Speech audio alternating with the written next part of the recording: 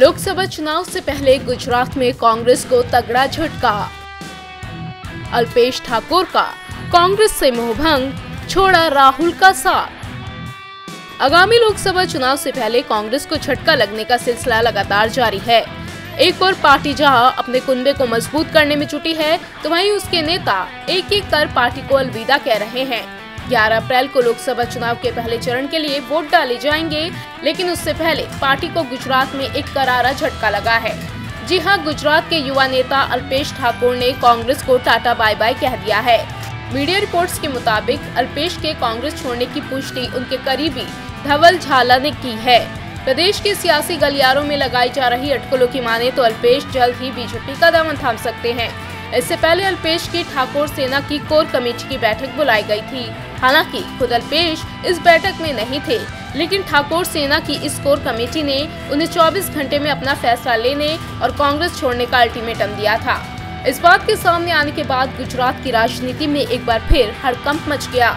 ऐसा होना भी लाज़मी था, क्योंकि करीब 1 महीने पहले ही अल्पेश ने कहा था कि वो कांग्रेस में ही रहेंगे और बीजेपी ज्वाइन नहीं करेंगे। ठाकोर के इस्तीफे की बात सामने आने के बाद कांग्रेस पूरी तरह से एक्टिव हो गई। कांग्रेस सूत्रों की माने तो गुजरात कांग्रेस की ओर से राहुल गांधी से बात की गई और अल्पेश के साथ ही ठाकोर सेना को मनाने की शुरुआत कर दी गई।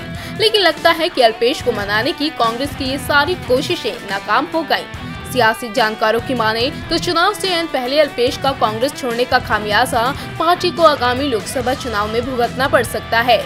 खासकर प्रदेश के बनासकांठा, पाटन, मेहसाना और साबरकांठा सीट पर कांग्रेस को खासा नुकसान हो सकता है।